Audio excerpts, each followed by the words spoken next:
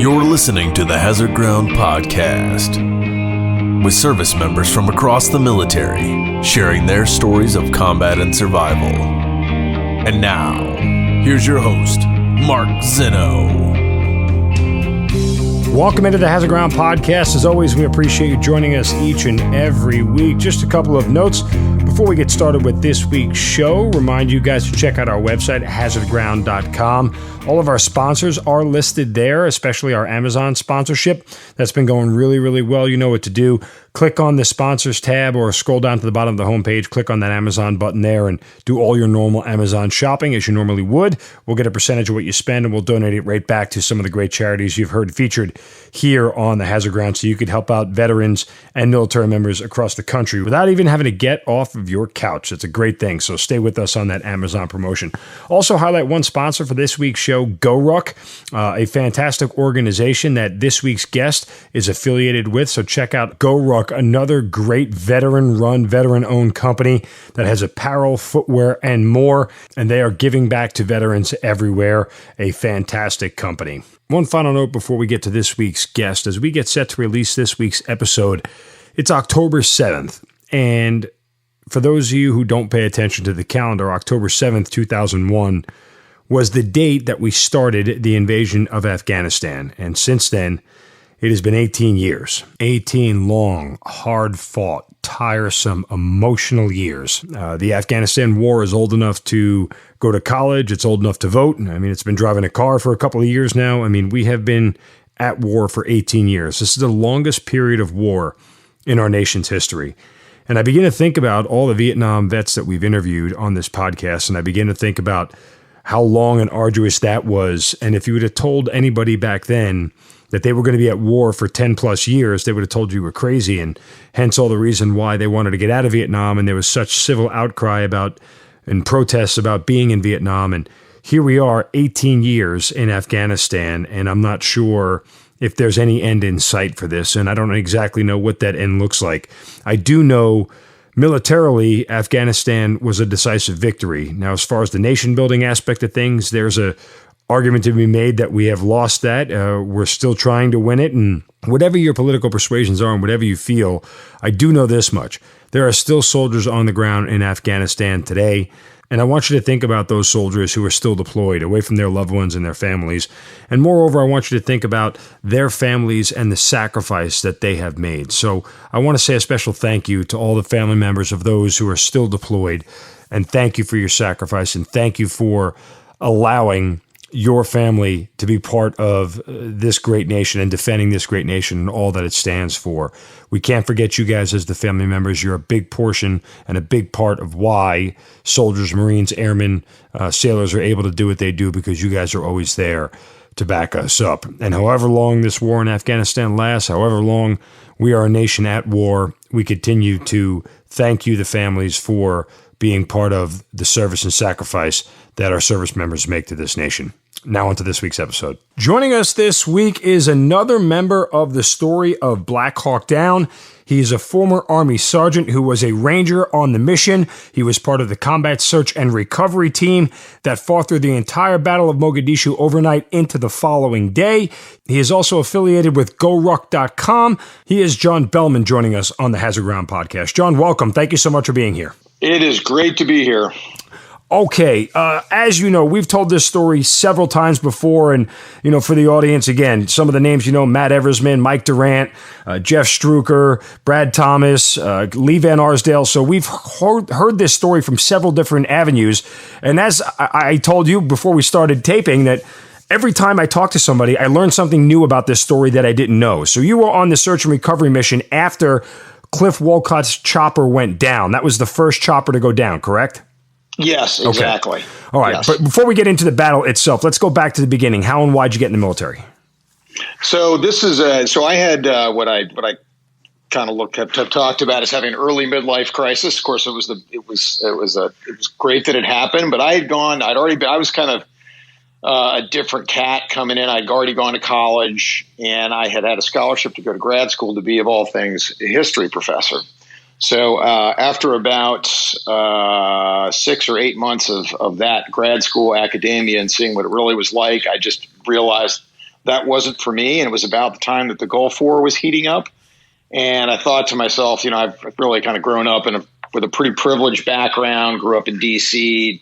Dad was a lawyer, went to the school where private school where all the politicians' kids went. So I'd had it pretty easy, and I hadn't really done anything for my country. And I felt like, well, as opposed to just coming out of college and leaving grad school and then sort of bumming around or tending bar or something, I should, do something of significance. So I had met a couple of people who had been in the Ranger Regiment before. And what I wanted to do is go into something special operations related that I could get into on my first enlistment. So the Rangers were a great fit for those two reasons. When I went to the recruiter, they had a sort of a joint service recruiting station, and the Army guys were out to lunch, and the Navy guy pulls me in and shows me a SEAL video. But I sort of had my heart set on being a Ranger, to everyone's initial shock, I went and did that, and joined up in December of '90, and they had a delayed entry program. Went into the military formally in March of '91, and then went through basic airborne school, RIP at the time, Ranger Indoctrination Program. It's now RASP, but then it was called RIP. Went through that in July, and then reported to 3rd Ranger Battalion, Bravo Company in August of 1991. Let me ask you, what was it about the Rangers that intrigued you the most? I think that, I certainly had read up on Ranger history, and again, having met a couple of guys who'd been in the Ranger Regiment, that was a big influence. From a practical standpoint as well, I thought, hey, if I'm going to go do something that's challenging and hard, one thing that's good about the Rangers is if you don't make it for whatever reason, and you at least you potentially go to the 82nd, or you can go into the infantry somewhere, and that there was a fallback position that was still relatively challenging. Concern with the with the SEALs, for example, for me was, okay, if you don't make it through buds, or something happens, you get injured, whatever, then you're kind of out in the fleet. And nothing against people who make the Navy a career. They're all, all wonderful folks, but that just wasn't going to be my jam. So I saw the Rangers as a way of going into the Army and infantry and attempt to do the hardest thing there. But then there were also other things that were available in the event that I didn't make it. Mainly, it wasn't that I thought I might quit. It was just that, hey, if I break my leg or something and rip and I get bounced out into the regular Army, at least I'm in the regular Army and not, in the infantry, and not in a situation where I'm doing a job I really just didn't want to do when I came into the military. The more I do this and the more I talk to people about, how and why they got enlisted, I feel like the dumbest person who ever signed up for the Army. Like I'm in the pre 9/11 world, right? So I did ROTC because it was a way to pay for college. Right. But, my stepfather was in Vietnam. My grandfather was in World War II. So I knew, I had some military history in my family, but I never bothered to research anything. Like I just did what they told me to do. Like I didn't even think that I was just going through ROTC, and eventually I remember I picked my branch as an officer because I thought that that's where I was going to be stationed my entire career. I didn't realize when I chose ordnance back in the day, and that was at Aberdeen Proving Ground, because I wanted to stay close in the Northeast. I'm like, oh, okay, so I'll go ordnance because it's close to New York where I grew up. And I didn't know I had to leave after that. Like I was such an idiot. I had no idea literally what I was doing. I'm so amazed by people who actually thought like, I want to go see what this Ranger thing is all about. I can remember, however, John, while I was at Fort Hood on active duty, and again, all this is prior to 9/11, I kept driving past a Special Forces sign, and I didn't know what it was, and I saw it, and I said, boy, that looks interesting. Boy, that looks cool. Like, what is that? And I never bothered to call.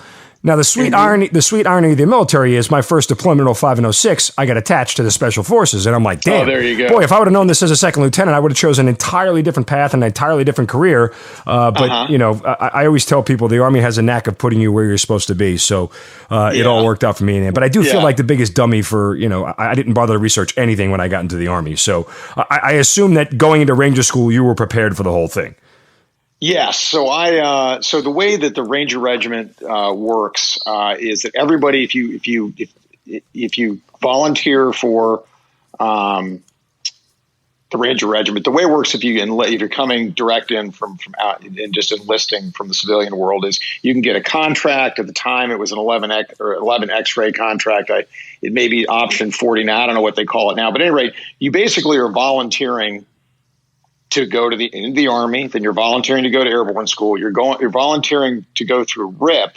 And with that contract, you get and RASP today, you get a guaranteed slot if you make it through airborne school to at least attempt the selection to go into the Ranger Regiment. You also are volunteering to go to Ranger School. And while the Ranger Regiment sends pretty much everybody goes to Ranger School, because Ranger School is an Army and actually all service school, while we had a lot of Ranger School slots, Ranger School is not set up to be purely a selection phase of the Ranger Regiment. So it's an Army school, so we got a lot of slots, but there weren't enough to send everybody before they actually got to the unit. So you would have some time in the unit prior to going to Ranger School. Typically, the Ranger Regiment sending PFC. I was at a specialist E4 because of my college degree, which is a whole nother story. But usually you'll see the Ranger Regiment sending PFCs to Ranger School alongside more senior NCOs, say E5s, E6s and then officers, second lieutenants from the rest of the Army. So we're sending very young guys to go through Ranger School. That's part of our pipeline, but it just doesn't occur prior to arrival at the unit simply because of the way that Ranger School is set up and what its overall intent is relative to what the Ranger Regiment does. All right, so you graduate Ranger School when? Yeah. Mm-hmm. I graduated in November of 1992. Okay. And your first duty station is where? Fort Benning. Okay. So I was assigned to Fort Benning. So there are three Ranger battalions. 3rd Ranger Battalion, along with the regimental headquarters of the 75th Ranger Regiment, are at Fort Benning. Okay. Right. That's in beautiful Columbus, Georgia. Yes. Know it well. Okay. So less than a year, you guys are in Somalia. What's happening in the lead up time to Somalia for you? So, and actually I have a interesting Ranger School story that ties in with Somalia that then goes to lead up. So maybe I should back up and then go forward. Does that work? Sure. For you? Okay. So at any rate, when I show up to Ranger School, the way that worked at the time was that you would send a company. Each company would send its cohort of folks all together as a company. So that changed, and I'm really sure why they did it, but we all went. So every company would send people to Ranger School every 3 months, if that makes sense. So we had a bunch of guys from Bravo Company, 3rd Ranger Battalion, go through pre-Ranger together. So that included Brad Thomas and pretty much everybody of that vintage who was ready to go to Ranger School at that time. So we go through pre-Ranger, which the Ranger Regiment has its own training. It's 3 weeks of pre-selection to go through Ranger School in preparation for Ranger School. So very well prepared to do that. But we show up at Ranger School and we all get divided into different platoons, spread out within different platoons and companies at Ranger School. In the platoon that I was assigned to, Dominic Pilla, who was obviously known in the Black Hawk Down situation, as we'll get to later, he also was in my same platoon, and there were 2 guys named Norm Hooten and Brad Holling who also showed up, and Norm ended up being assigned to be my Ranger buddy, and Brad ended up being Dominic's Ranger buddy, and then of course a year later, those guys had shown up to Ranger School from Delta Force, which, it was sort of mind-boggling for us that guys would come, senior NCOs from that unit would come back through Ranger School and go through that beating. But they did, and they were our Ranger buddies. And, of course, a year later, they were from C Squadron, so they just by luck and happenstance are one of 9 companies in the Ranger Regiment, and they're one of 3, or maybe now it's more, but 3 squadrons. And Delta, it happened to be C Squadron and Bravo Company, 3rd Ranger Battalion together, and the 4 of us were reunited. And of course, that's Dominic insane, isn't it? And Dominic was the first KIA, and then Brad was. This is a story that's not shown in the movie Black Hawk Down, but the helicopter that Randy Shugart and Gary Gordon were on that went into the second crash site isn't the second actually helicopter to be hit, but the second one that went down in the city, piloted by Mike Durant. There was a third sniper on that helicopter with Shugart and Gordon, and that was Brad Holling. And Brad had taken over one of the miniguns because the crew chief had been wounded. So he had taken over the minigun to help provide fire support from the air for Shugart and Gordon. In the course of doing that, that helicopter as well was hit with an RPG and took Brad's lower half of Brad's leg off, and then it ended up limping its way back to the airfield, and fortunately was able to at least crash land there and then not in the city. But so you have Brad and Dominic. Brad loses a good part of his leg, and Dominic loses his life, and Norm and I come out without a scratch. And as we get into the story, Norm and I actually end up connecting later in the battle. He was part of the assault force and I was on the CSAR team. We ended up sort of, linking up in an interesting way too. I don't know if you want me to share that story now or we'll wait till we get to it. Let's wait till we get there. I don't want the audience to lose it. I know it, and a lot of military people know the background, but for the civilians listening, we don't want to leave any parts out. We'll get to it. But that is, cool. On one hand, it's serendipitous that so many people you went to Ranger School with and trained with, you go to battle with, because it's usually never that way, especially when it's different units from different places falling in on each other, that you don't end up with people and you need some time to at least get to know the people, let alone know how they fight, their tactics and everything else. So, but on the other hand, that serendipity turned into misfortune. So we'll get there in a moment. But what are you doing in your lead up to Mogadishu at Fort Benning? Okay, I graduate Ranger School in sort of late 92. We then do a deployment to Thailand, training deployments to Thailand and Korea, I think, or Korea and then Thailand. Well, that sounds like a real hoot. Yeah, great. Yeah, Thailand, both were hoots and each in their own way. But so it's so we were doing our regular training routine, and then there's I think early summer we start hearing about Somalia in general, and I know that there was planning going on at higher levels. We just weren't aware of it, but we were sort of following what was going on with Muhammad Adid and the rest of it, and we actually would joke about it, because we just didn't really imagine we'd ever really go there, and so we really didn't have any specific engagement with the whole thing until we went on to what's called Ranger Ready Force 1. So we were on RRF 1, and that's sort of each battalion rotates its readiness. So that's when we're on 2-hour recall. And we, in conjunction with that, and I have my memory, if my memory is right, in conjunction with that, we had a major training exercise in Fort Bliss, Texas. Okay. That sounds accurate based off what other people have told me. Not that I was there or anything. Yeah. And I don't remember how the RRF one, we may have been coming off of it or something, but either way, we had this major, and this is a big deal, right? They bring in all the big iron JSOC stuff of the old days with, all the aircraft and all the helicopters. And, it's this massive exercise with doing, airfield seizure and all these missions, follow-on missions and everything else. So it's a major training exercise. So, we go out to Bliss and we do this, and then suddenly we get alerted to, hey, we're going to Fort Bragg.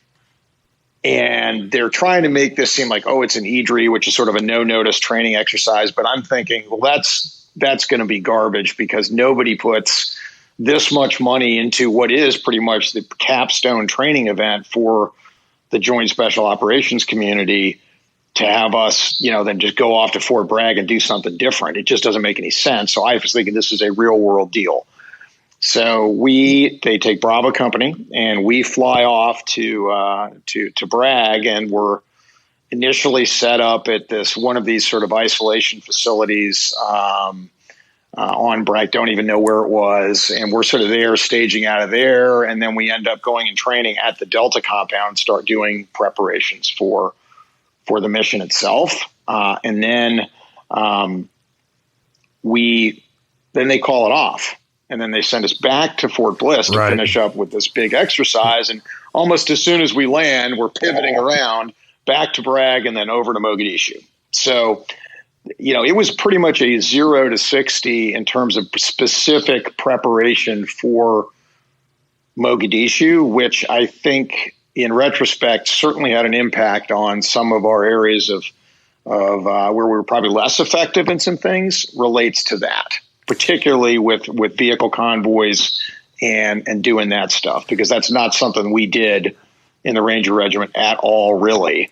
Right. As a part of our normal course of duties back in those days. Well, and other folks have told me, as we recount, many people from Black Hawk Down have been on the podcast, but it must have been frustrating that there was a sense we staying, we going, we staying, we going. I mean, the start stop. It's got to at some point. It's just got to wear on you mentally a little bit. That's absolutely the case. So, and especially in those days where it's hard for, I think. It may be hard for the listeners to the audience to really remember, if they were old enough or if they weren't adults at that time, to understand what is it like to be in almost a truly post-war military and national mindset environment, because even though we just fought the Gulf War and we've been to Panama was a relatively small action. The Gulf War was sort of perceived as this walkthrough event that really was no casualties, and there were casualties, but it was perceived, by the country and the rest of the militaries. You know what? We went and did this, and we won overwhelmingly. Now we're out, and the Soviet Union's defeated, and it's all peacekeeping, maybe, and it's peace dividend, and it's a peacetime army. And for us, just even the notion of there's a combat opportunity here. We're all like, it's like the Super Bowl, and we're all jazzed up. No, none of us is smart enough to know. Careful what you wish for. Some of the older Delta guys were, but still, we were super amped, super excited, and scared too. But it was this huge emotional lift and intensity, and then to have it called off. I remember talking to Norm Hooten about it. And he was like, "Hey man, sometimes these things, this happens. You get spun up and spun on. And we had been spun up before for other things that I think were real world missions, but they had never really progressed to the point that this one had, where we were really literally ready to go.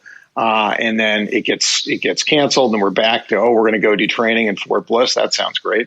Let's go do a raid. That sounds exciting. But then we come back, and then suddenly to turn right back around and go, that was just so new. And which I think that happened, since those kinds of things happened, the missions and op tempo and all the rest of it, that's a routine occurrence. But for us, this was all new. And so a roller coaster emotionally. So you landed Mogadishu August of 93, correct? Yeah, I think it was like 25th or 26th, something like that. Yeah, maybe 27th. Yeah. All right. So what is your specific mission when you get there? Okay. So I was on a combat search and rescue team. So and we'd started training up. We formed this team at Fort Bragg, the first trip there in the train up. And it consisted of 7 Rangers and all senior NCOs. I was we had a couple of 3 E5s, and the lowest guy was a tabbed E4. So we'd had very senior Rangers on that team.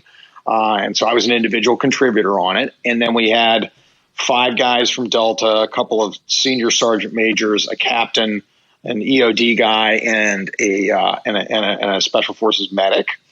And then we also had the people who really were the foundation of the team, pulling it together, fighting for us to have even our own aircraft, were the Air Force pararescuemen, Tim Wilkinson and Scott Fales, and they were phenomenal in that. And then we also had an Air Force combat controller, Pat Rogers, with us as well. So a team of 15.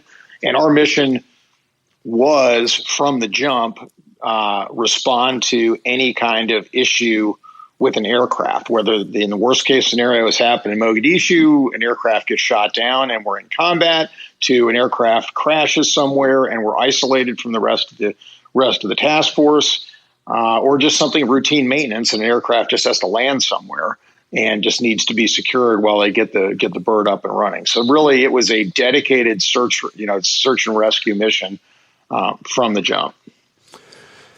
How many times did you have to go out prior to the Black Hawk Down mission on October 3rd?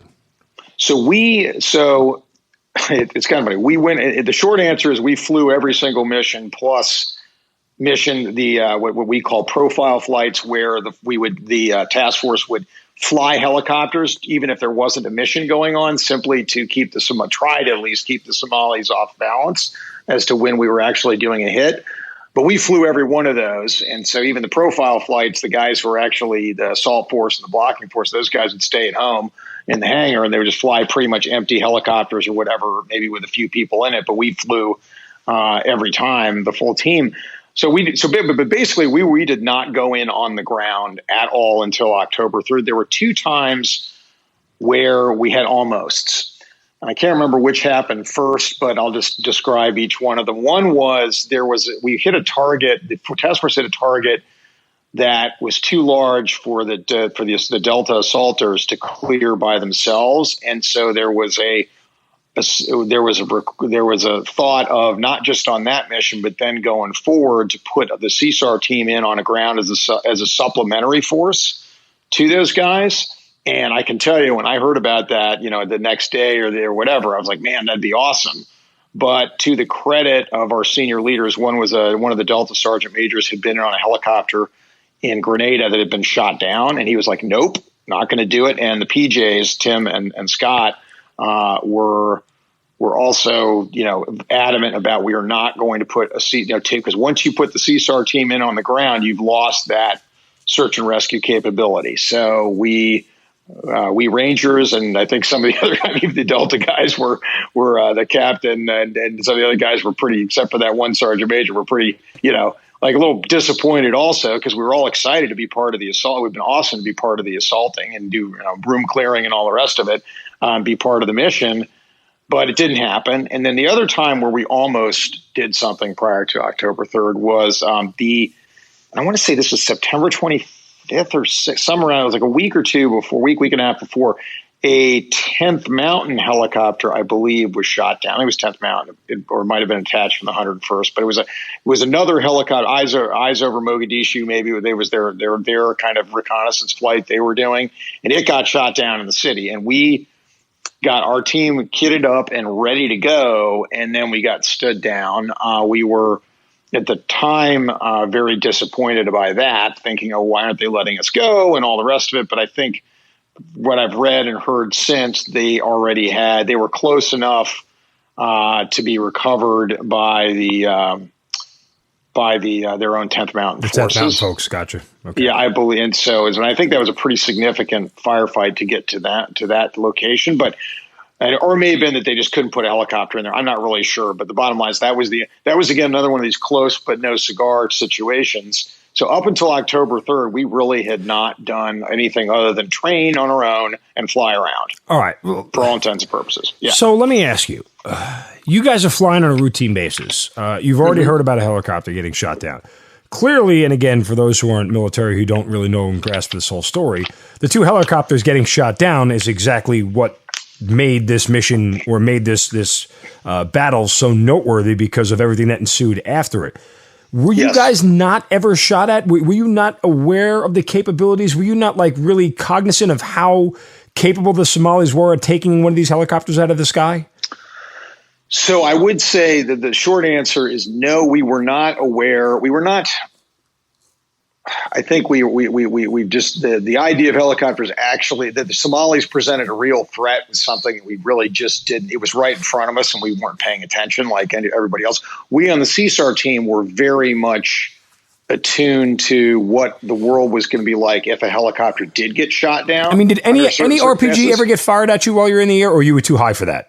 I was stuffed in the middle. We were probably too high as a CSAR team because we weren't really providing overhead. We were providing aerial cover or anything that for the assaulters. We didn't have snipers on our plane, on our helicopter.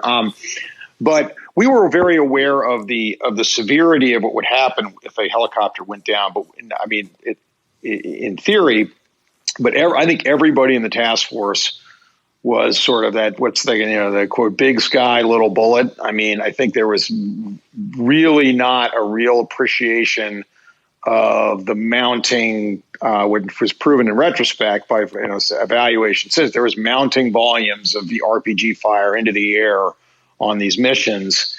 And I just think that that was just not something, It's just kind of human nature where there's something that's really significant. Can somebody fly planes in the Twin Towers? Oh, sure. It's theoretically possible. And maybe it really is possible, but it's not really going to happen. Right. Or we'll figure out a way around. That's kind of like the way we were. It's sort of, well, we could take these risk A, risk B, risk C, but we have these mitigating approach things we can do, and we can be in and out faster, or we can fly a different way or whatever. But then when you start stacking up the number of potential things that can go wrong, and you've got a situation where everyone's biased toward making it happen, type A personalities, even your risk mitigation plans end up kind of falling apart. Okay. And I think that kind of happened to us on a variety of fronts. All right. So to that end, you wake up on the morning of October 3rd. Is it is it a normal day? Take me through how your particular day was. I'm pretty bad about remembering a lot of narrative detail on these kinds of things, but I do remember. I do think it was just a normal day. I don't think we had we didn't have any training scheduled that day that I remember per se. So my real recollection of when we started getting spun up and things that are snapshots in my mind, as we got spun up, we got on the helicopters. I do remember the first time I felt like, oh, this is really different. Yeah, it was a daytime mission, which was a little different, but what really resonated with me as I remember it, as we stopped, off for the little bird. We stopped on the way out, and while we just we were sort of we're loitering because the little birds had to put rockets. Their little bird gunships had to load rockets, which they had not, if I remember correctly, hadn't done before.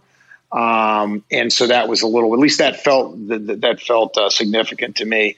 And I do remember that, and then us flying and going from there. When you heard the plan, the assault force, the blocking force, the Rangers roped down to the ground. You have the Delta guys landing on the roof. Did any of this seem out of place? Did anything in the plan make you go, oh, well, I don't know if that's going to work?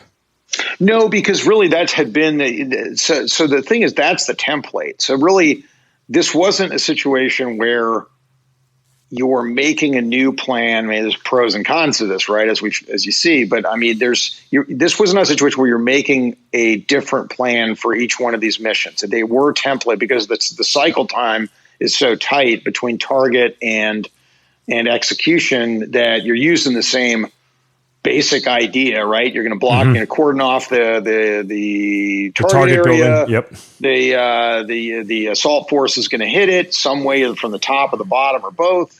There may be differences in whether you're going to fasten. In the city, we were fast roping, but for the little birds, maybe they're going to rope in or they're going to land on a building. There may be differences in how many Blackhawks you'll use with snipers to provide covering fire. There may be there may be a few changes here or there, but it's basically the same idea when you're using the helicopters to do the mission, which again, just, it allows you to go faster and make things happen. On the other hand, you're showing the same hand every time. So sure. Pros and cons there. All right. So when the mission actually kicks off, are you in the air when tell me how the whole thing starts for you. So do you get up in the air before actually anybody else leaves? The main force leaves? No, we all take off. So the CSAR helicopter takes off with all the rest of the Blackhawks. They all take off at the same time, pretty much, in effect, right? And so we're flying around. So are we and the C2 birds, so the command and control helicopter, we're just flying around, right? And I'm stuffed in the middle of. I was not one of the lucky ones to sit in the door. I was stuffed in the middle of Super 6-8, and so I can only see glimpses of things, out either window or either door, I should say. But I don't have really great visibility. I'm more like saying, okay, well, the lower half of my body is falling asleep, and I can't feel anything. So that's pretty much my day. And then, obviously, the first thing I do remember hearing is something around somebody had been injured, whether it was specifically Blackburn fell off the rope or whatever. But there have been maybe a couple people been injured. And then the big one being, okay, there's a helicopter's been shot down. And that was just that's when, And did anybody in your bird see Cliff Walcott? That's the first helicopter. He was the pilot of the first helicopter that went down. Did anybody see that bird get shot? Not that I know of. Okay. Don't know. I'm just thinking, because you literally had like a 30,000 foot view almost of this whole thing, at least from where your chopper was, right? I say okay. So when I say flying around, I don't know what the racetracks were that they were flying or how high we were. I mean, I know we were. Okay. I think higher than the helicopters doing because I do. That actually does remind me. I do remember seeing some of the Blackhawks with the snipers on them and thinking, man, they're flying pretty low and slow. And but then again, that's the first time I'd seen that, and they'd been doing it before. But because this was a daytime operation, that's the first time I really had caught a glimpse of it, and had it. And then, so I was in a point. I guess that means I could have been in position to see the helicopter get hit, Wolcott's bird get hit, but I didn't. I didn't, and I don't know that anybody else did. I don't know where we were when it actually happened in terms of position to see or not. After Wolcott's bird goes down, what do you guys do? Are you just staying static at this point? I mean, as far as your mission. So we get the call, right? So it wasn't. I don't remember it being Black Hawk down per se, but then obviously it's something. Helicopter's been shot down. Everyone's sort of the energy level is picked up. I'm sitting there making sure two things: one, that my aim point scope's turned on, and that I have my fast rope gloves. Because we had these big, thick leather. I don't know if they don't have them today, I guess, but I'm not sure if they use them. But they had big, thick leather gloves to hold the fast rope. And man, if you just forget, if you ever get too excited and forget and try to go down the rope with your bare hands, that's not going to be a good day. So I had those two things, and then just thinking about, okay, what do I got to do when I hit the ground? And oh shit, this really happened. And wait, really? And that was kind of that was about as much thinking as I had to do, because then we were just getting Timex on how how many minutes out we were from the insertion point. You're going to the first down helicopter. Yep. Okay. Yes. Mm-hmm. When you get there, what happens next? So we fly in, hit the ropes. By the way, how long did it in your mind? How long did it take you to get before you got to the ropes? It felt like a couple minutes. Just a couple minutes. Okay. It felt like forever, but it was, I think, probably a couple of minutes, because they had to get it. It's not that we were too far, but even vectoring the pilot into where do you go now, and how do I get there? So it might have been more simply because there's the rest of the story. There was that little bird that landed and picked up a few of the guys who had been on the crash before we got there, and they were gone by the time we got there. But my sense of how long all this really took is pretty hazy. When we got there, we all fast drove down. It's complete brownout. And either it was me or maybe Tim or a couple other guys who were some of the last people off the helicopter. I don't think anyone knows to this day. Were on the ropes when our helicopter got hit with an RPG also. So if you've ever seen the video, if anyone's ever seen the video that's not on the internet of the battle, you can actually see our helicopter coming in. You can see it get hit, and you can see the pilot lift up. Dan Gelada lifts up and is about ready to take off. And then the crew chief tells him, no, we still got guys on the ropes. And so he stays in the hover. They let us off, and they make sure we're off, cut the ropes, and then he flies back to the airfield. So it was a great, had he not done that and not been and the crew chief, they had been such a great team of pilots and crew chief, we'd have been, hanging on the end of a fast rope, but, hoping that we don't fall off flying over Mogadishu, or worse, they'd have cut the ropes and we'd have fallen on the ground. Oh, Jesus. So we were very lucky. I didn't know any of that had happened until I got back to the hangar. So your feet hit the ground, and your first thought is what? I can't see anything, and got to kind of make sure that I've got link up with the rest of the team. So did that. Another guy on our team named this becomes sort of a legendary Ranger in later years, Rob Phipps, and I. Bust into this courtyard. We clear a couple rooms. There's some women in some of the rooms. There's nobody with any weapons. Bust back out in the out of the courtyard, and we're kind of making our way up the street, following the rest of the team to get to where the crash site was. And there's still a lot of brownout and sand in the air, so you're not really seeing a lot of sort of outlines of buildings. And had initially not hearing the volume of fire because of just the noise from the helicopter. But then you start hearing there's a lot of shooting going on. And then I remember rounding the corner because the helicopter had crashed in this tight alleyway, and rounding the corner and seeing one of our PJs, Scott Fales, was bleeding from his leg. At least this is how I remember it. And in my mind, I'm like, oh, did he cut himself on the crash? I realized he'd been shot. So that was the first sort of like aha moment that, wait a minute, okay, this is actually a really, really, not only is it serious because a helicopter got shot down, but it's serious that we are taking an enormous amount of fire right away. And this is going to be a very challenging situation. At this point, do you have any knowledge of Dominic Pilla being killed?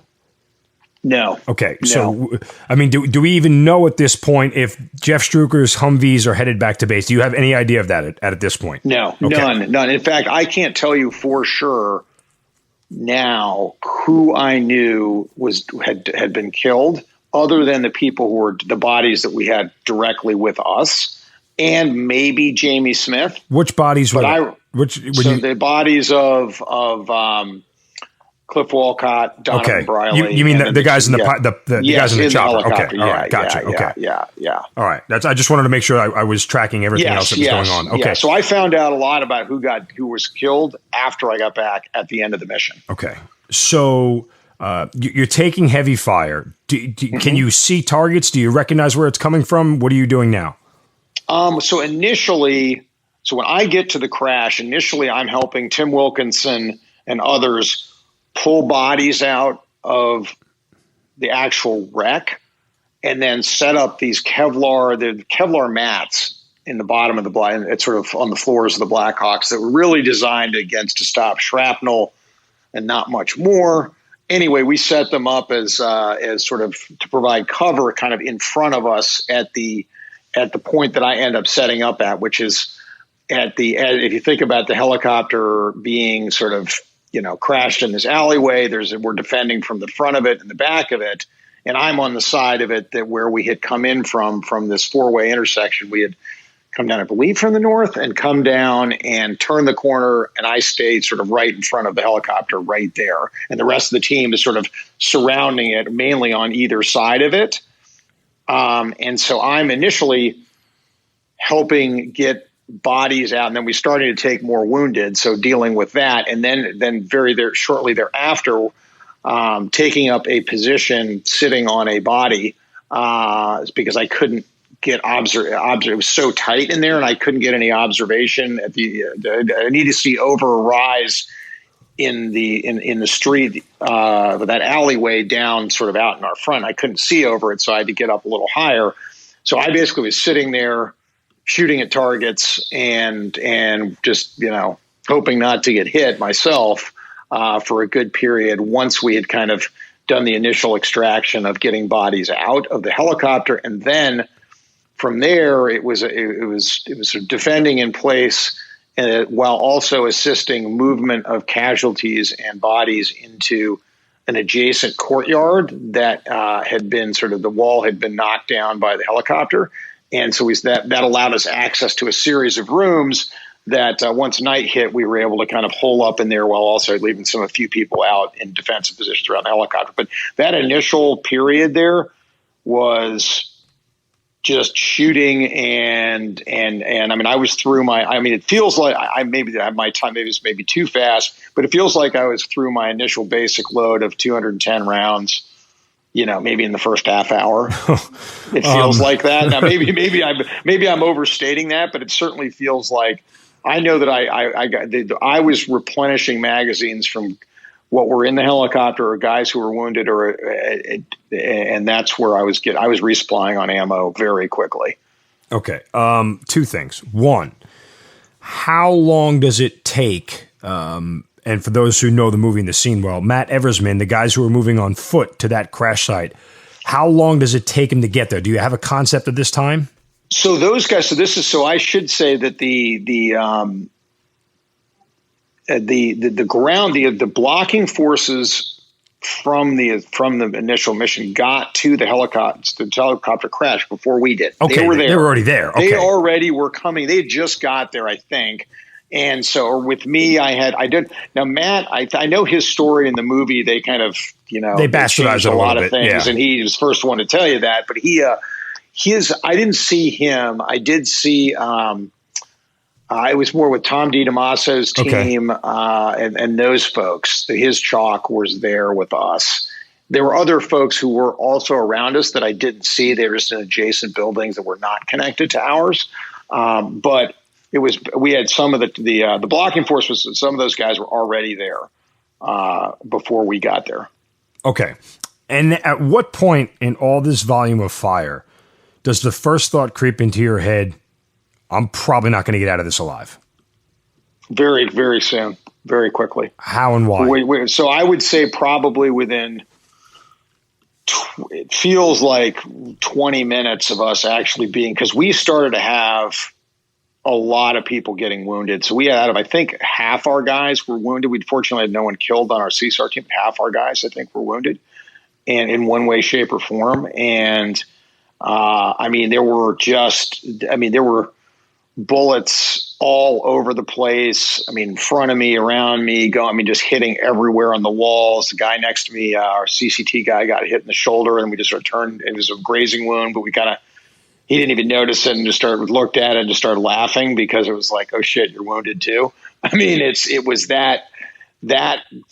was almost as, this is a sort of it gets into later in the battle, but at nightfall. So I moved into these adjacent sort of compound of small rooms, and there was a guy, John Waddell, who was a member of the chalk, one of the blocking force chalks, and he took up position behind that same Kevlar mat I was talking about that I had been sitting behind.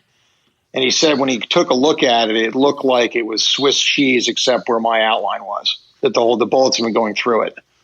And, of course, that maybe says it tells you how much, but I didn't really have any other alternative. There wasn't really anything else to be behind there, given where we were. But basically, there was that level of fire. And so I did pretty much feel like, I was like, just continue to try to focus on what I need to do, but the chances of us getting out of here are pretty slim. And I felt that way all the way until the next day. It wasn't that I didn't have a feeling of hopelessness or giving up, but it was almost like a rational, logical thought, as odd as that may seem. Like, well, it's one of those things. Our odds are pretty low right now. Right. When you see other people starting to get hit, you have to question it's only a matter of time before it happens to me. Yeah. Like, I'm not special in this combat. No, like, there's nothing out there that's going to save me more than anybody else. Exactly. And also knowing, particularly later on, just what I knew to be, or what I understood to be our, what were the capabilities that were available to get us out? The idea that they could pull the UN together to come help out with this seemed unlikely. And so my feeling was, we're going to have to end up carrying these guys out, our wounded. We had too many wounded to carry. And if you're going to do that on foot in daylight, that's going to be impossible. Or earlier on, the period that we're talking about, we're going to run out of ammo at some point and get overrun. Right. So as guys start to get hit and start to fall, how do you deal with guys who are going down, guys who are your friends, people in the same respect, trying to keep yourself alive, trying to do what the mission requirements are? It seems like there's a lot of multitasking mentally and physically going on. Yeah, it absolutely is the case. And I guess I was sort of fortunate in that context where I pretty quickly stopped having any kind of emotional response to things, and was just, the whole cliche, you kind of get into your training or what task needs to happen next. And that's kind of how I managed that. It wasn't that, that was just how my sort of personal makeup reacted to that situation. So it was pretty much very much, even if there were guys who were getting wounded. Now, like I said, nobody I knew at the site where I was physically was killed in front of me. Okay. There were some pretty bad wounds, but nobody was killed or dying that I personally saw. I saw bodies of people who had been killed in the crash, but I didn't have to deal with a friend being killed next to me. Which, and again, that's an entirely different realm. It is. Mark Bowden, by the way, who was also a guest on the podcast, in his book, he tells the story of Jamie Smith, who died just due to loss of blood and being, getting shot in the femoral artery, and they just couldn't keep him alive. His sort of expiring is not only gut wrenching, but it's told eloquently to a point where when you read the book, you'll be in tears. I mean, he does it with perfection. For those who weren't there and couldn't be there to experience it live, you felt like you were there and reading that whole thing. Yeah, no, it's and that I've read and heard that story too, and it's just it is heart wrenching. So I didn't, luckily enough, I didn't have to experience that. Okay, so as nightfall comes and you guys are starting to hunker down inside those buildings around the chopper, you're keeping wounded people alive and treating casualties. The fire does start to die down a little bit at night, but as night falls, what sort of emotions are starting to set in? So I think there's that, first of all, there's that real feel of total exhaustion. Because the adrenaline goes away, right? Yeah, which is the only time I'd felt that way previously. I mean, we had done very hard training missions when I was as part of the Ranger Regiment, but the only time I'd felt that real sense of deep exhaustion was in Ranger School, where just because of the lack of sleep and food over days and days and days, that gets you to that feeling. And so it was just that adrenaline being gone was just like this huge. And then there was kind of this waiting and not knowing, are we going to get out? There was obviously there's part of our team is working to extract at one point, the body of Cliff Walcott. There's not a real I didn't have a real awareness of what rescue plan options there were. So there's a sense of, okay, how are we going to get out of here? What are we going to do? Shouldn't we be trying to leave at night if we're going to have to go out on foot? So I didn't have an appreciation until much later that there was an actual convoy coming to get us. And, so, the night spent with little birds doing gun runs and rocket, mini guns and rockets, the brass, all like they have in the movie, brass falling on your head. There were a few amusing and in retrospect, it could have been pretty frightening moments. But at one point, I'm sitting on this bench, and Rob Phipps, who had been wounded in the leg, was standing, and I didn't know he'd been wounded. We're sitting there talking, and I'm like, "Oh wait, man, you're wounded. Why don't you sit?" And we just start laughing because I just hadn't noticed, and so I was being that guy taking the seat on the bus while the old lady stands, so to speak. But there was that, and then at one point, and we still don't really know what this was, but there's we're in this court. Sitting in this courtyard, a couple other guys, and there's a couple of rooms across the courtyard, and then to the right, and then there's a door out to an alleyway, and there's a light that goes off in the room across from us, and we go in and we clear it. Thought we'd already cleared it before. No one was in there. Nothing. So later on that night, I talked about Norm Hooten being my Ranger buddy. He comes through with his team through the courtyard doors that we are that were adjacent to the alleyway. And he comes in. He's like, "Hey, where's Belman?" Comes give me a big hug.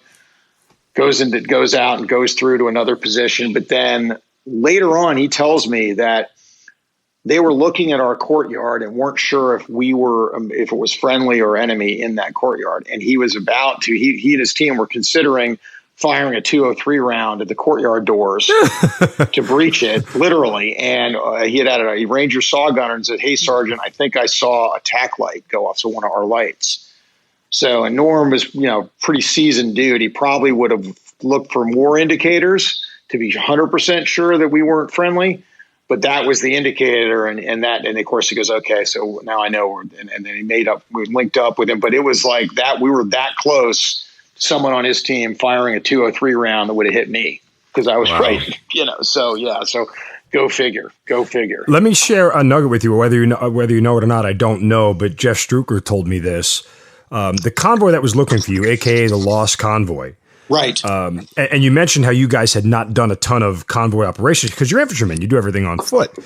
But he had told me the reason the convoy got lost was simply because he was the lead driver on the lead vehicle for every other convoy, and he was the only one who knew the route. And because he had brought Blackburn back to base, nobody else knew the route, and that's the reason the convoy got lost. Yes, and there's another book that's come out it's very, very good on this whole thing. And the first time I heard that was reading that book. Really? Yes, it's outstanding. It really is. It's a great account of the battle in full detail. But I'd heard that, and then I guess Larry Moore's had also been out on the convoys when he was Struker's platoon leader, and he was out on a water run when the mission kicked off. So basically, and I had never known that they didn't. One of the key issues is they didn't have the people who knew where they were going.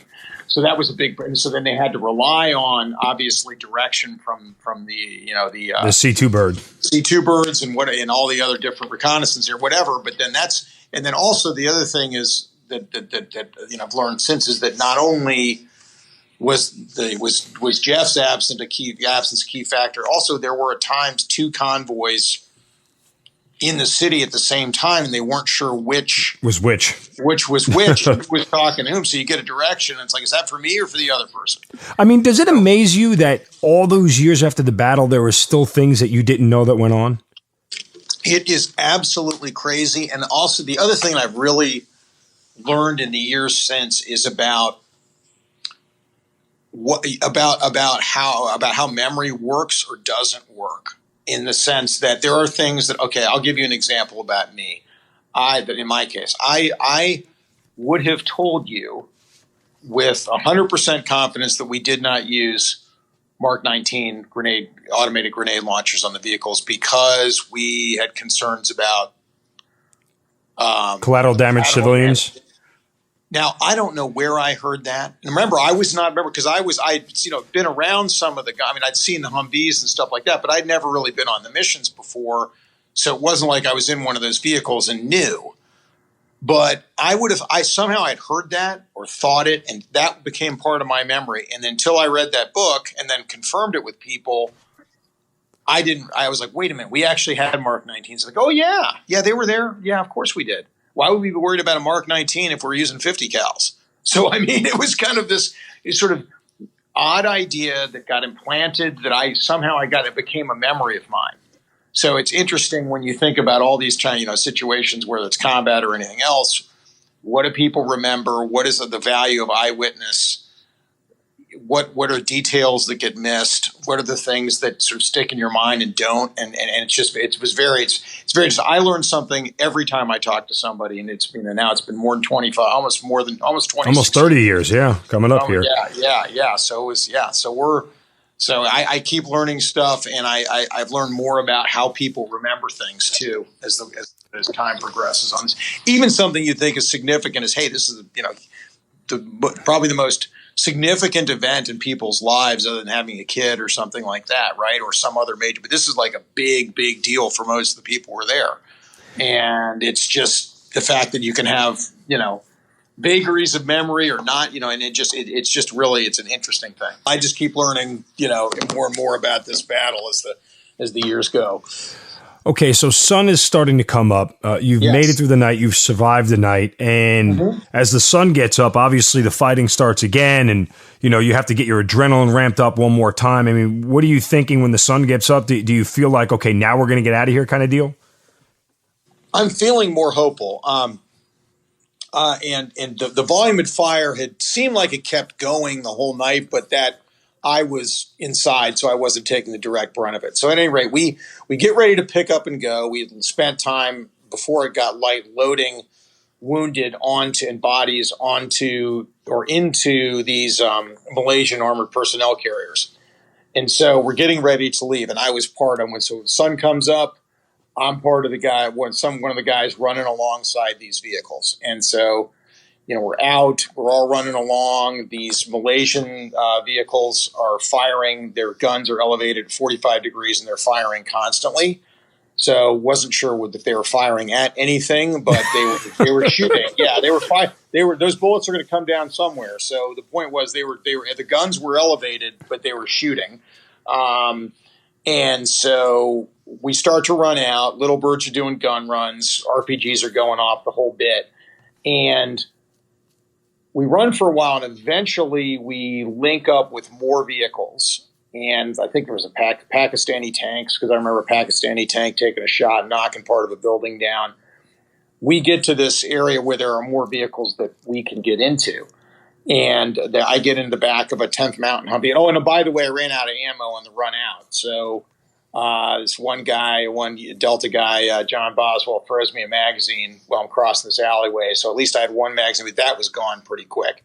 And then jump in the back of this Humvee, along with a couple other guys, one or two other guys from our CSAR team, and we are driving out, right? So whole bit, lots of fire, RPGs going off every which way, and suddenly or somehow, three of our vehicles, so my Humvee that I was on and two others, get split off from the main convoy and lost. Oh, Jesus. Yeah, so we're driving on our own, and we end up going back. We make it back to the airfield, whereas the rest of the convoy goes to the Pakistani stadium. We go to the airfield.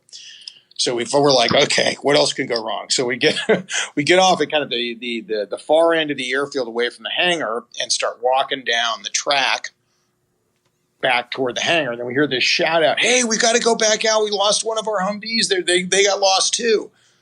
And I'm like, oh shit. Okay. So I was like, I don't have any ammo. I don't know if there's any ammo in this. There's no ammo in this vehicle, or if there were, we didn't get any from these guys. So we're going to go back out again. Awesome. So start jogging back up to the vehicle. And by the time we get there, they say, oh no, those guys made it to the old port, which was another safe location. So we're good. We don't have to go back out. And walk back down to the hangar. And there was like, Colonel McKnight was at the hangar, and he greeted us there. And, I'm like looking at his uniform and mine. It's like blood, basically uniform covered in blood. And there's not a whole lot of other people in the hangar because most of the people are still at the Pakistani stadium, if I'm remembering correctly. And there were a lot of people wounded and like not even there anymore, like either at the medical station there that was near our compound or getting ready to be taken out of country or whatever else. But it was jarring coming back to a place that had been full of people and now is empty, almost. When do you start to learn about the names of the people who were killed? Right when I got back. So when I got back, first thing I did is you see there was all this ammo and body armor and stuff stacked up. So I first thing autopilot is go reload, get all the ammo, more ammo than I'd had, make sure I got everything. Because, we still had people out, right? So there was still, I don't know that I knew that, like specifically Michael Durant was still out, but basically I think we knew that there were still people in the city and had been, not recovered. So got re-kitted up, and then I came over and talked to, I think it was Alan Barton, who's another guy in our team, and he had tears streaming down his face, and then he starts reciting the names of people who have been killed that I didn't know. And I think Pillow was one of them, Ruiz. I think almost everybody I didn't know other than maybe Jamie Smith. So I knew it had been really bad, and I know that there was a minimum of 2 helicopters that had been shot down. I didn't know at the time, as I later would find out, there actually 5 of the 8 Blackhawks were hit and disabled. It's just that only 2 of them crashed in the city. But I you just didn't really, you kind of, even though you knew it was pretty bad, had no idea just really how bad was, right? Does it hit you at any point like, oh my God? Yeah. What did we just do? I couldn't, did this really happen? It was almost just, because again, it's, our notion of what combat was, really, seriously. You read about Vietnam. There are a few guys, in the Ranger Regiment at very senior levels who have been in Vietnam, but that's like, that was just 25 years prior, right? So it wasn't something that was really resonant. Combat was the Gulf War or Panama. Right. Panama was, the people were killed in Panama, no doubt. But that was friendly fire or random accidents, like when the SEALs got killed and, trying to get Noriega's airplane. There were things that, but it was so small numbers and not really a pitched battle that even our notion of what combat was going to be like would be running operations, doing a hit, capturing this guy, Adid, and, coming home. It wasn't 50% casualties or whatever the number is. It wasn't, 5 Blackhawks hit, 2 of them crashed. Vehicles turned into pretty much, it's like, they've sent, they're there. It's like those vehicles are like scrap yards on wheels. Are you seeing guys get emotional? Yeah, well, I saw Barton was crying when I saw him, and I think guys did. I mean, I just was like in shock. I couldn't believe it. It was, and then I think a lot of us also though really did pivot to one thing that was well, and then so we have what happened when we came back to the hangar, and then I think it was the next day, the 5th maybe or the 6th, 5th or 6th, where we get hit with a mortar. They had been mortaring us the whole time. They finally lucked out and dropped one right at the entrance of the hangar, and that killed Matt Ryerson and severely wounded the C Squadron commander, Gary Harrell, and some other Rangers too. So that was like another hit. And, you know, so what was sort of, I guess, helpful in a way, in an odd sort of ways, that we still had, you know, a mission that we were going to go out and get Durant. And so that was there. And then they brought in, you know, kind of reinforced another company of Rangers, another squadron from Delta, and then more helicopters. And then we were sort of in the mode of some of us would go home.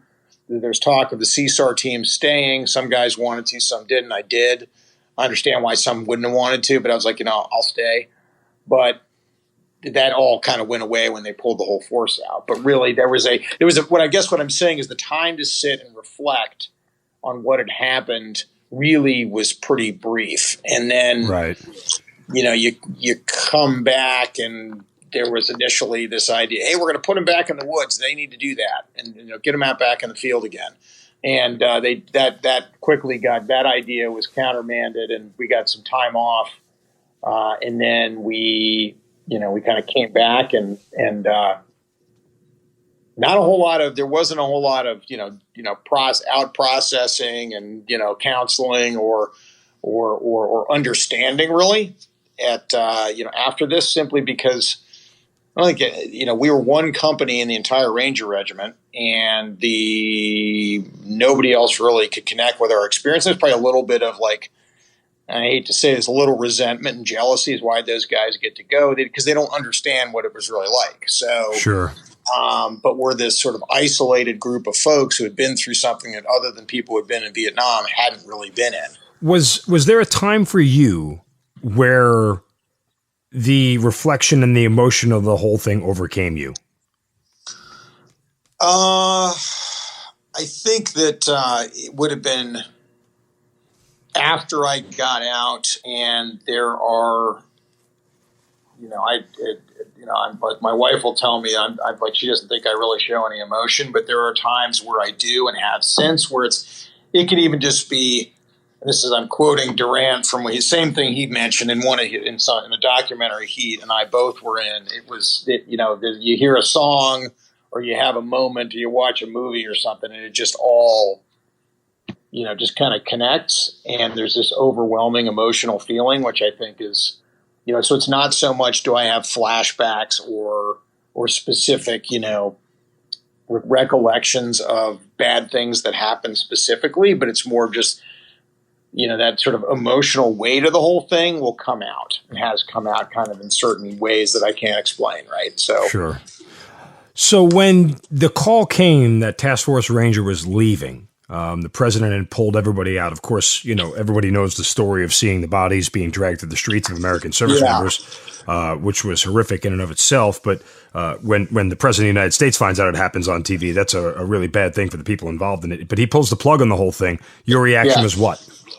I was, at the time, was really, really, really unhappy about that, because I thought, if it's, the people who are running this show, if you're going to send in a very high profile way, the Joint Special Operations Command, that's sort of a national command asset, and make a big profile out of, make a big show of going after this guy, and you then defeat him, he's suing for peace, and it was a hard-fought victory, and then you're just going to snatch defeat from the jaws of that victory and pull us out? What the hell were we doing there in the first place? So I was really pissed, and was for years. Now I understand. I mean, look, I'm not a huge Bill Clinton fan per se, but when you look, he was a relatively new president. He had been handed this mission. The whole Somalia engagement was from the Bush administration. Not criticizing him, just saying that's what it was. He's not familiar with how things are run. he is ultimately responsible, but at the end of the day, this was, he didn't get us in there this way that much. And if he couldn't see an end in sight, what was the point of continuing on to fight in Mogadishu and just have more of a bloodbath there to achieve what? Now, the way they pulled out was pretty Bush League. I mean, no pun. It was just not. It was abrupt and I think more political than considered the way I just described it. But at the end of the day, how long we're going to stay in Mogadishu, and Somalia. I mean, we can see today that it's not exactly a place that's lends itself to kind of moderation and social development, and it's a lot of the things that we've gotten ourselves into as a country. And as we'd gone in there just to feed people before Task Force Ranger ever went there. We'd gone in as a humanitarian with humanitarian objectives to basically prevent warlords from stealing food and restore a famine situation, try to alleviate a famine. Worked out deals with those warlords to say, hey, we're going to come in with overwhelming force, but we're also going to leave you alone if you let us do our jobs, and then we're out of here. Then we hand the keys over to the UN with some nation-building mandates. And you pull out all of our super capable forces. The UN takes over with this nation-building mandate, so it's got much less capable forces with a much bigger mission that threatens the power base of all these warlords, and it's a mess. And that's how we got to where we got to, is that that led to the conflicts with the UN and then us showing up. But it was just not a situation where we're going to fix that whole country. And I think that if you're not going to fix the country, going after a deed a little bit more, probably not a good call. But I tell you, it felt terrible at the time, right?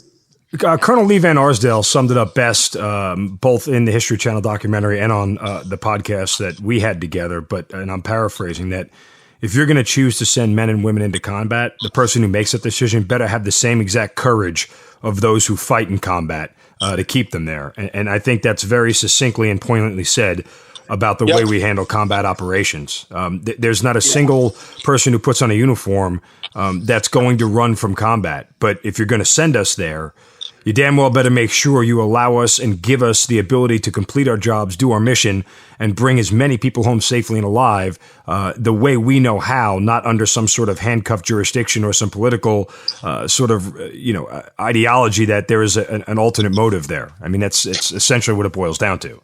No, I agree 100%. And I think that where I see that responsibility starts when you make the decision to go somewhere.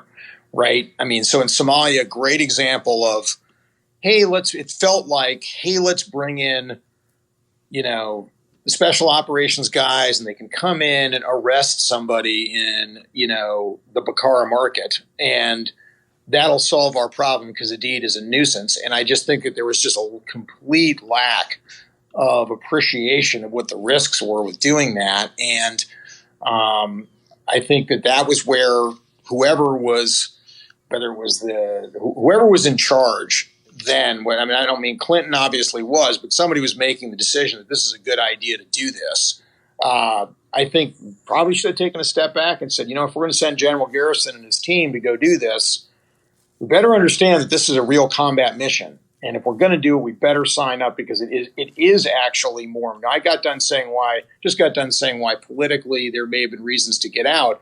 On the other hand, if you're going to make a commitment to the men of that task force, you owe it to them to be willing to do the hard thing. And you have to be aware that if you pull out and run, what message are you sending? And we know what message that sent. That sent, to bin Laden, like they say, kill a few Americans, we'll run away.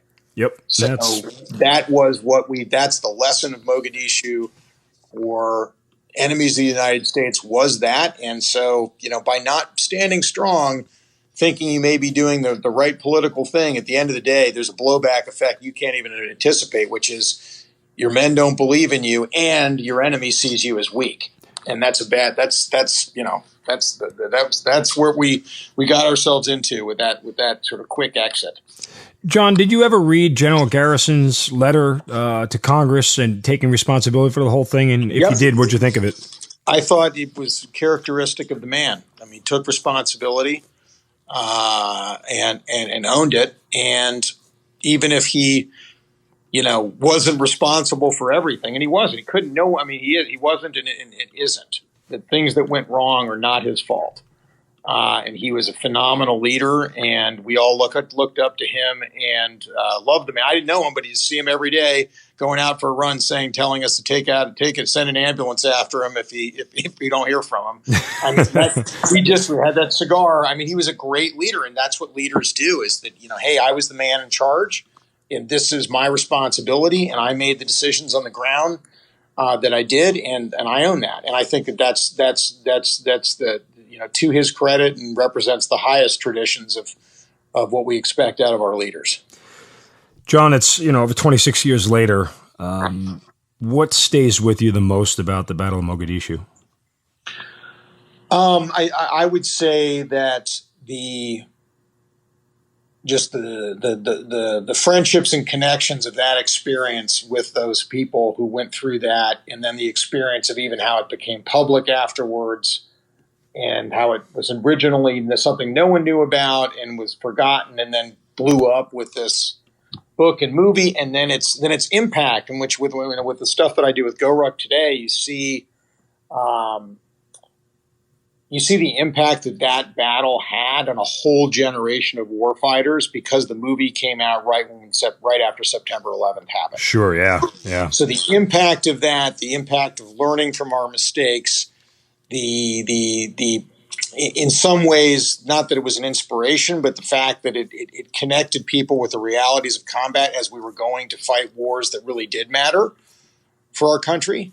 That's what and there's a feeling of responsibility to that, because there are a lot of guys who fought in combat and had very hard, and had fought in battles since that are the same, or there's the same intensity that Mogadishu was. They didn't have movies made about that, so I feel a responsibility to those people. So whenever I get asked about this, I try to make a point of saying, what, I was an E5 in the Ranger Regiment at a time of peacetime. Combat fell out of the sky and hit me in the head, and someone made a movie about it. It was significant, but there are people who have 15, 20 deployments, running and gunning, and have spent their entire military careers at war, and we should be thinking about those people and celebrating them.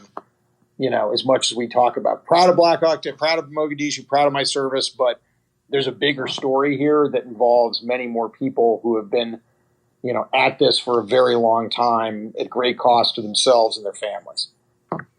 You got out of the Army shortly after, less than 2 years after Black Hawk Down. Why? I peacetime Army. I wasn't that I wanted to go back to Mogadishu for a return tour. I didn't want the sequel. But on the other hand, I'm not a big, I'm just not suited well to kind of the Army way of life in a lot of ways. I have boundaries and rules, or something that I understand the value, but just too much bureaucracy drives me crazy. And I think the peacetime Army, even in the Ranger Regiment, just was not something I knew I could spend the rest of my life doing. So I really had, two choices. I could I was encouraged to re-enlist to go be an officer because of my college background. Didn't really want to do that. I think that's great. Nothing against that, but I wanted to stay in the special operations community, and the way I perceived officer careers as working back then, especially, is that you had to leave. So I wanted to get out of the Ranger Regiment because I loved it, but it's just a place for young men, and I wanted to go either to SF or try out for Delta selection. And whether I would have made, I thought, okay, well, A, I have to get LASIK surgery on my own or something like it because I don't meet the vision requirements. And two, chances of making it are slim. And do I really want to re-enlist? Do I really have a passion for this, especially in the 90s? Because it seemed like we're just going to maybe do peacekeeping operations again and not really it's not really like a national call to action. So decided to get out, go try to make some money in the civilian world. And does it bother you that 6 years later you might have gotten that opportunity that you were lusting after at that time?